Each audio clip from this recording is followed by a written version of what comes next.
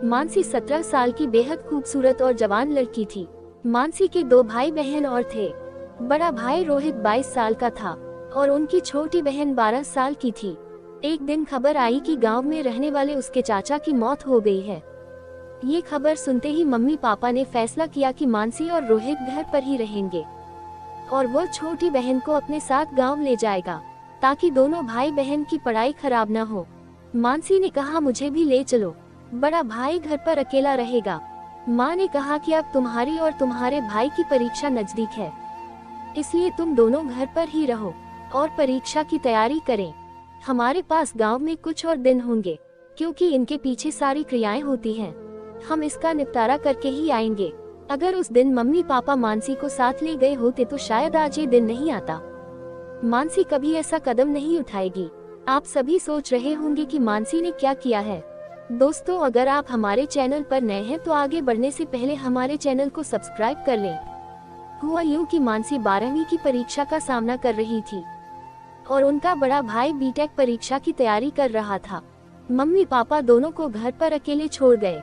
मानसी अपनी परीक्षा की तैयारी में व्यस्त थी, वहीं उसका भाई भी पूरे दिन अपने कमरे में परीक्षा की तैयारी कर रहा था। चूंकि माँ घर पर नहीं थी, इसलिए घर के काम और खाना पकाने जैसी सारी जिम्मेदारियां मानसी पर आ गईं। माँ को पापा को छोड़े अभी 2 दिन ही हुए थे। एक दिन की बात है, दोपहर को रोहित घर आया और अपने कमरे का दरवाजा खोला और किसी को अपने कमरे में बैठाकर सीधे रसोई में चला गया। मानसी भी अपने कमरे में बैठकर पढ़ाई कर रही थी। तभी रसोई से खाना बनाने की आवाज आई तो मानसी रसोई में आ गई। तभी उसने देखा कि रोहित रसोई से बर्तन और कटोरियां ले रहा है। मानसी ने अपने बड़े भाई को खाना लेते देख कहा, लाओ भाई, मैं तुम्हारे लिए थाली लगा देती हूँ। रोहित ने प्लेट मानसी को दे दी और खुद कमरे में चला गया और अंदर से दरवाजा बंद कर लिया। मानसी ने थाली तैयार की और भाई के कमरे की ओर चल दी। तभी बाहर से दरवाजे पर दस्तक हुई। फिर रोहित ने दरवाजा आधा ही खोला और बाहर से प्लेट ले ली। मानसी प्लेट देने जा रही थी, तभी उसे एहसास हुआ कि उसके भाई के कमरे में एक लड़की है।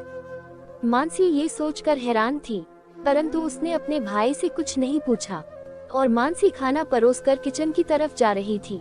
उस वक्त वह भूथा नजरों से अपने भाई के कमरे के अंदर देखने की कोशिश कर रही थी और रोहित भी उसके जाने का इंतजार कर रहा था।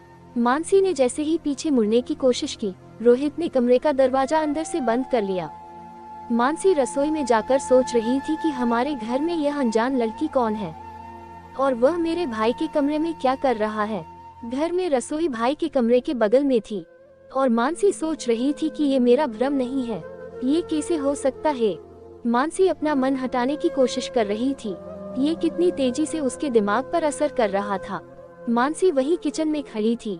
कुछ ही देर में रोहित खाने की प्लेट लेकर आ गया और किचन में रख दिया और मानसी से कहा कि मानसी, तुम्हारे लिए चाय बनाकर लाई है। मैं और मेरा दोस्त कमरे में पढ़ाई कर रहे हैं और जब मैं आ रहा था फिर मैं घर का सारा सामान ले आया और आप इसे देखें। यदि कुछ भी नहीं बचा है तो वह खत्म नहीं हुआ है और अगर कुछ रह गया हो तो अभी बताओ। जब हम पढ़ रहे हो तो हमें परेशान मत करो। मानसी बोली, अच्छा भाई, मैं आपके लिए 5 मिनट में चाय बना कर लाती हूँ। मानसी चाय बनाने के साथ साथ आटा भी बनाती थी। रोहित वही खड़ा चाय का इंतजार कर रहा था।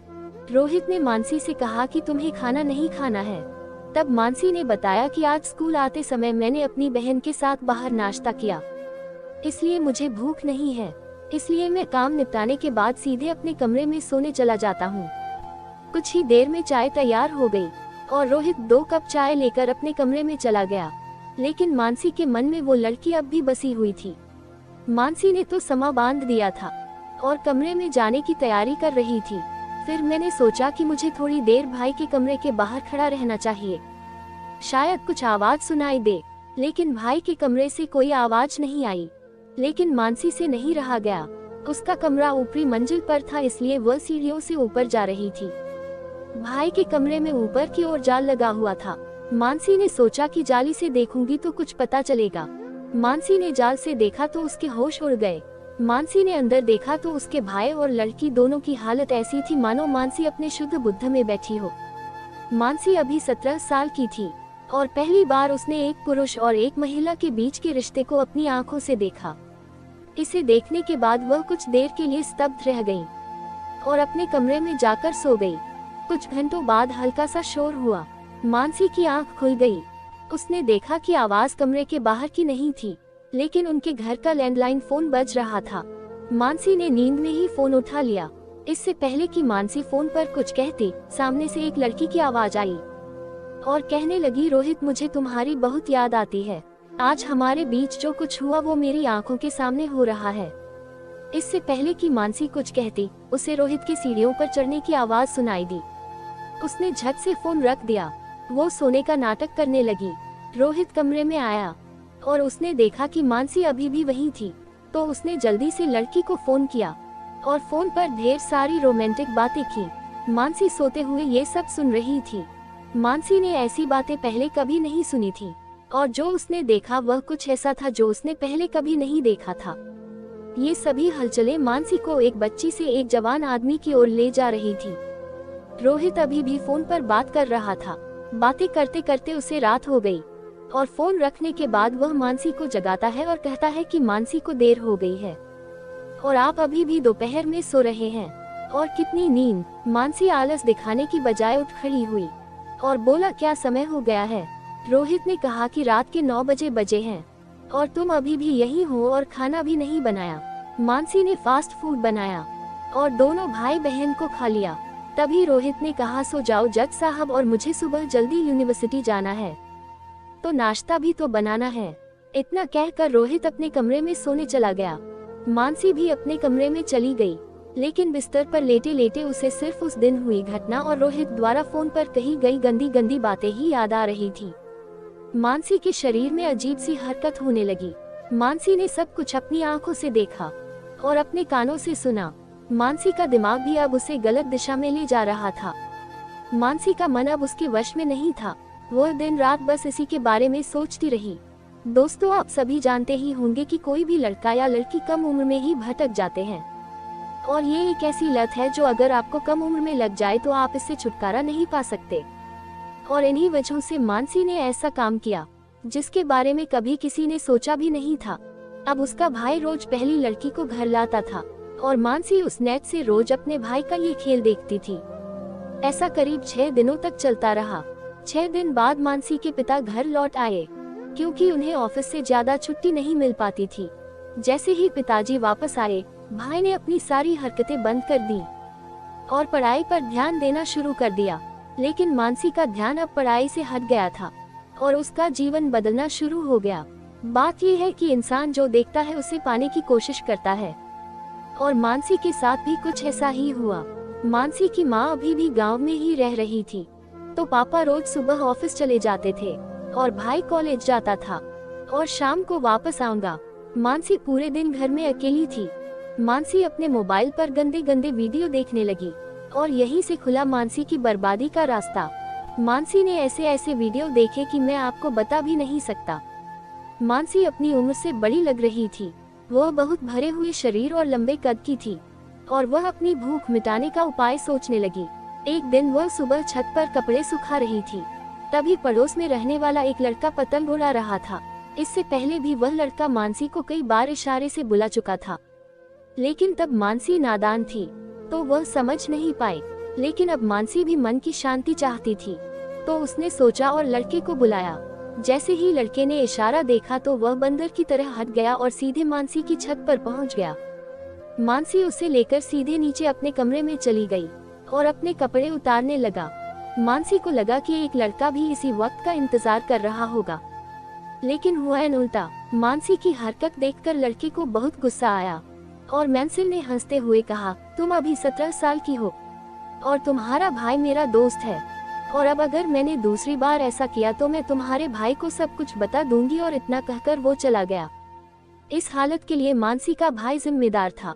अपने भाई की हरकतों की वजह से ही मानसी आज इस राह पर चलने को तैयार थी। लेकिन मानसी यही नहीं रुकी। मानसी को किसी भी तरह से अपनी भूख मिटानी थी। कुछ देर बाद रोहित घर आ गया। मानसी नीचे आ गई। तभी रोहित ने कहा कि कुछ खाना बन गया है। मानसी ने कहा कि आज मेरी तबीयत ठीक नहीं है, तो आप बाहर से कुछ ले आइए। ये सुनने के बाद रोहित लंच करने बाहर चला गया। मानसी भी अपने कमरे में नहाने चली गई। वो बाहर नाई के पास आई और कपड़े पहने, फिर अपने कमरे में बैठ गई और जोर जोर से रोने लगी। उसे कोई अंदाजा नहीं था कि उसके साथ क्या हो रहा है, उनके शरीर में ये बदलाव क्यों हो रहे हैं। कुछ मिनट बाद रोहित खाना लेकर नीचे आया और मानसी को आवाज दी। रोहित की आवाज सुनकर मानसी तुरंत नीचे आ गई और उसे जोर से गले लगा लिया और रोने लगी। रोहित को कुछ समझ नहीं आया, यही तो हो रहा है। लेकिन जब मानसी ने कमरे का दरवाजा बंद कर लिया और फिर से रोहित के पास आई और रोहित को गले लगाया, तब रोहित को सारी बात समझ आ गई। वो समझ गया कि मानसी उससे क्या चाहती है। तब क्या उस दिन उन लोगों ने सारी हदें पार कर दी और मानसी की इस हरकत ने भाई बहन के पवित्र रिश्ते पर दाग लगा दिया। कुछ दिनों तक ऐसा ही चलता रहा, लेकिन एक दिन उनकी माँ ने उन दोनों को कमरे में देख लिया और ये उनसे बर्दाश्त नहीं हुआ, इसलिए वह रसोई में गया और चाकू अपने गले पर घुमा लिया और मर गया। कुछ घंटों बाद जब मानसी के पिता काम से वापस आए, तभी उसने अपनी पत्नी को किचन में देखा और रोने लगा। लेकिन बहुत देर हो चुकी थी, वहाँ पुलिस भी आ गई थी और मानसी और उसके भाई को थाने ले जाने की तैयारी कर रही थी। जब मानसी के पिता को सारी बात पता चली, फिर पुलिस के जाने के बाद उसने भी जहर पी लिया और खुद ही मौत को गले लगा लिया। तो दोस्तों, इस कहानी से हमें ये सीख मिली है कि छोटे लड़कों के साथ ऐसा व्यवहार नहीं करना चाहिए, जिससे बच्चे का मन भटकने लगता है, और हमें हमेशा रिश्ते की सीमाएं बनाए रखनी चाहिए।